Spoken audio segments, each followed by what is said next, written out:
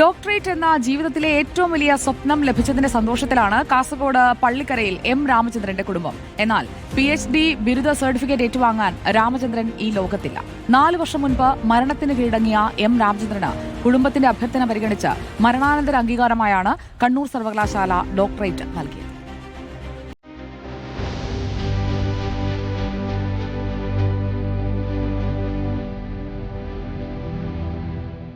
സർക്കാർ ഉദ്യോഗസ്ഥനായിരുന്ന രാമചന്ദ്രൻ 2017 ജോലിയിൽ നിന്ന് വിരമിച്ച ശേഷമാണ് PhD ബിരുദത്തിനായുള്ള ഗവേഷണം ആരംഭിച്ചത്.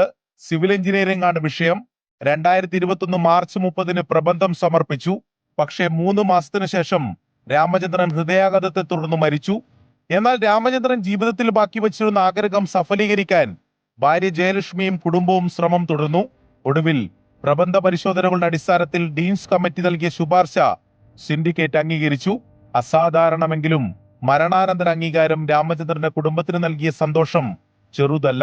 ഞങ്ങളെല്ലാവരും നല്ലപോലെ പഠിക്കുമായിരുന്നു. ഏട്ടൻ കുറച്ച് അധികം പഠിക്കുമായിരുന്നു ഞങ്ങളെക്കാൾ. ഏട്ടന് പഠിത്തം മാത്രമായിരുന്നു ഏട്ടന്റെ ജീവിതം. അപ്പൊ ഏട്ടനും നമുക്ക് PhD കിട്ടണം എന്നുള്ള ഭയങ്കര ഞങ്ങൾക്കും ഉണ്ടായിരുന്നു ആഗ്രഹം. പിന്നെ ഞങ്ങൾ അമ്മേരെയും കൂടി ഒരു ആഗ്രഹമായിരുന്നു. യൂണിവേഴ്സിറ്റി ഇങ്ങനെ എന്റെ ഏട്ടന് അങ്ങനെ ഒരു അംഗീകാരം കൊടുത്തത് ഞങ്ങളുടെ ഫാമിലി മൊത്തം യൂണിവേഴ്സിറ്റിയോട് എപ്പോഴും കടക്കും. വാട്ടർ അതോറിറ്റി PWD വകുപ്പുകളിൽ എഞ്ചിനീയർ ആയിരുന്നു രാമചന്ദ്രൻ.